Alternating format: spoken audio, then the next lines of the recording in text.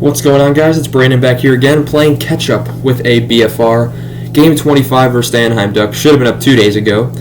I ended up working a 12-hour shift yesterday, so that's enough said right there. And so I never got that chance. Not to mention there was a Hawks game last night, so I went directly to watching that. And by the time I was done watching that, I was too tired and I went to bed. And then, of course, the day before, I planned to get a video out, and then I ended up having a family dinner. So things happen. Game 25 versus the Anaheim Ducks was at 7:30 on December 7th. And honestly, I didn't have a lot of notes for this game. A lot of the storylines were from before the game. The Hawks win 1-0. 1-0 shutout. It's Mrazek's first shutout as a Blackhawk in his 2 seasons. Hawks go to 8-17-1. Shots were 37-25 Anaheim. Mrazek was excellent. Hits were 10-8 Anaheim. Faceoffs 28-25 Anaheim. Power play, Chicago goes 1 for 4. Anaheim 0 for 3. Mrazek saves 37 out of 37 for his 25th career shutout. And his last one was back in 2021, the 2020-21 season with Carolina, so 3 seasons ago. Of course, he was with Toronto, and then he was with Carolina that last year, and of course the year he got the shutout. Dostal saves 24 out of 25. So not bad for him either. For Kane, it was his debut with Detroit against Buffalo. They won the game. He did not have a point, although he did hit the post. It was number 1 versus number 2 in this game. Connor Bedard for going first overall versus number 2 overall, Leo Carlsson, who has also been pretty good to start off the season as well. All top 3 picks, Bedard, Carlsson, and Fantilli, have looked excellent so far this season.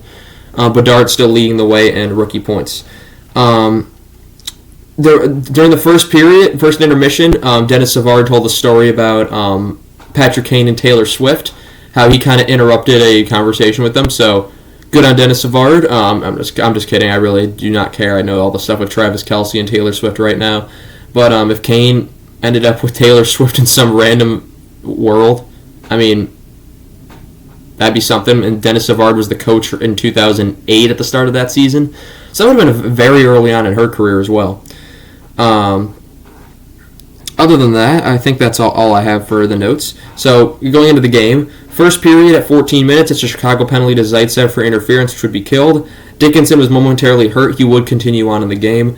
5:41, it's an Anaheim penalty to Carrick for holding, which would be killed. 3:33, Anaheim penalty to Gudas for tripping, which would be killed. We go to the second period. We're at 13:07. It's an Anaheim penalty to Leno. It would be a double minor for high sticking, as Donato had blood. And the first part was killed, but on the power play at 10:39, Chicago gets the 1 goal of the game on the power play. It's a posted-in one-timer snipe from Philip Kurashev from Bedard and Tyler Johnson. Kurashev netting his 5th of the season to make it 1-0. 4:33, Chicago penalty to Vlasic for holding, which would be killed. And then with 0 minutes to go at the end of the period, Dickinson gets a penalty for high sticking, which would be killed. And the Ducks had that power play to start in the third. In the third period, no goals, no penalties. Mrazek was fantastic. Dostal was pulled at 2 minutes, but Anaheim had some chances, but they just could not get him past. Especially Mintyukov had one very late opportunity, which sailed over the net with 2 seconds to go, which sealed the deal for the Blackhawks. So they win that game, and of course they beat St. Louis last night, which we'll get into that right after this. But that's where I'm going to conclude this video so we can get into that game, as I also have to go back to work again in about 15 minutes. So I want to thank you guys so much for watching, and I shall see you guys in the next one. Goodbye.